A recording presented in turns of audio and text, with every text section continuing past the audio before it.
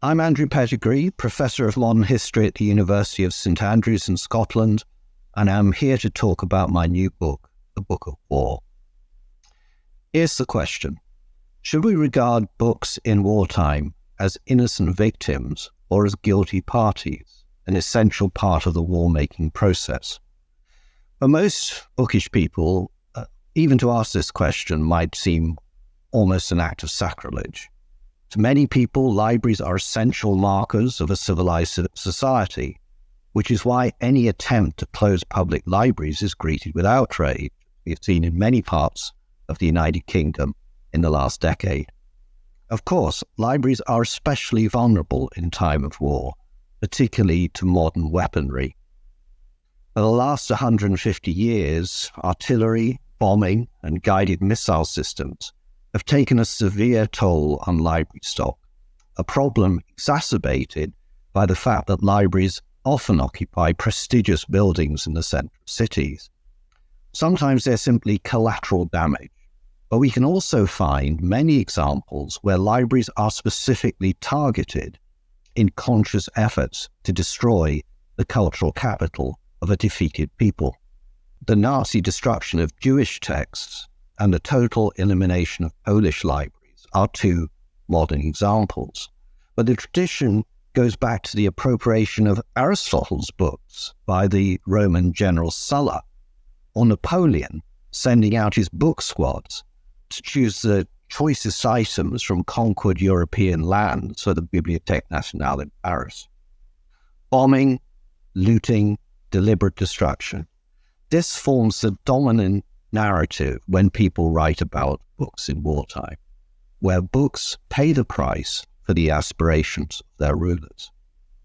But there is more to it than this, and in the Book of War, I lay out an alternative narrative, explaining how books were not always victims, but also played an essential role in the waging of war, and indeed in fueling the ideologies that resulted in conflict. Books, then, were not just mute victims. They were also, in the words of President Franklin D. Roosevelt, weapons in the war of ideas. Books were essential to war-making. From the dawn of print to the war in Ukraine, books were always weaponized. When war came, scientists, topographers, publishers, librarians, and readers all became essential parts of the war-making machine. It was Archibald MacLeish, the Librarian of Congress, and a powerful ally of President Roosevelt, who warned Americans that waging war in the 20th century required the best possible library resources. This was the hard-learned lesson of the Japanese attack on Pearl Harbor, which committed Americans to a Pacific War that would be fought over islands and atolls which most Americans had scarcely heard of. When President Roosevelt delivered his weekly wartime radio talks, he urged his listeners to have an atlas or globe to hand. The importance of books had already been grasped in Nazi Germany and Stalin's Russia.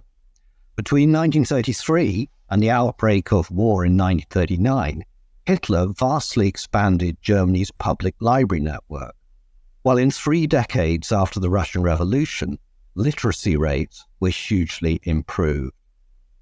Hitler and Stalin knew the power of print because they were both best-selling authors. This was also true of Winston Churchill, who had lived from his pen for 40 years before becoming Prime Minister. From the leaders downwards, this was a very bookish war.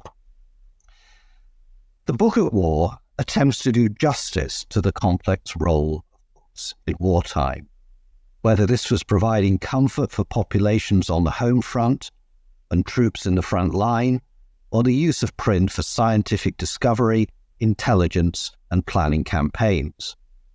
We also consider how warfare changed the reading priorities of the populations and, in the process, reshaped the publishing industry.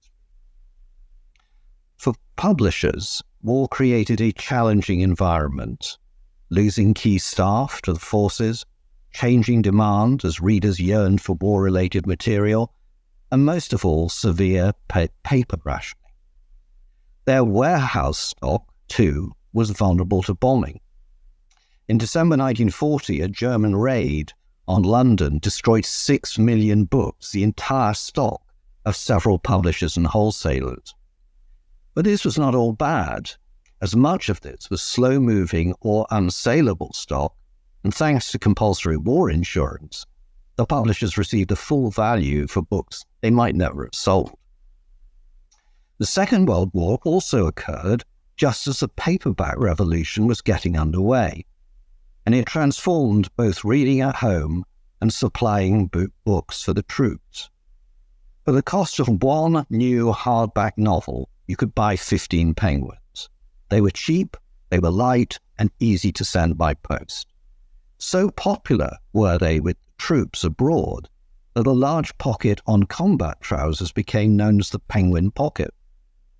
The American Army and Navy distribute 122 million copies of the paperback armed service editions to their troops. These were free of charge.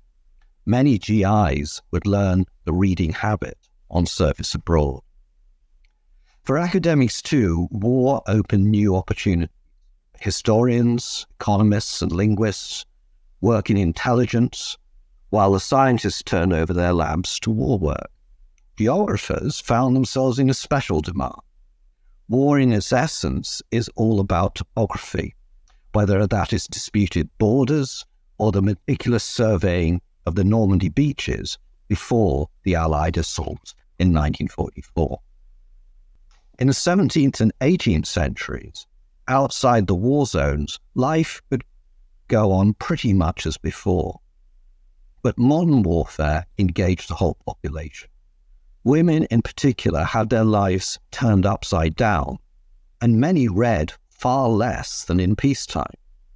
Conversely, troops on detachment and prisoners of war read much more. Book drives for the troops were a constant feature in all the competent nations, and civilians also rummaged through their cupboards to find books, magazines, and newspapers to be pulped and recycled for the war effort. These paper drives resulted in the destruction of over 100 million books in Britain and Germany, more than libraries lost to bombing. Happily, librarians were on hand to examine donations and ensure that nothing of real value was destroyed. If anything, the Cold War period accentuated the role of print in ideological conflict. War was made with words rather than artillery or bombs. Not all of this propaganda was well conceived. When the CIA dispatched Bibles across the Iron Curtain by balloon, littering the Czech countryside, this was something of a misfire. At least Ian Fleming's James Bond novels got under the skin of the KGB, prompting a wave of communist Bond clones. And so it goes on, right down to the present.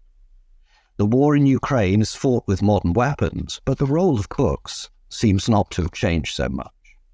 The first Russian assaults destroyed over 300 libraries. Now they are rebuilding these collections in occupied territory as Russian collections. As in earlier wars, the assault was prepared by a wave of anti-Ukrainian novels. Now Ukrainians are retaliating. Public libraries in the west of the country are offering language classes to the Russian-speaking refugees from the east, and Ukrainians are giving up their Russian books to be pulped for the war effort. So here, as in every war, we have books as both victims and protagonists. And that's the story I tell in the Book of War.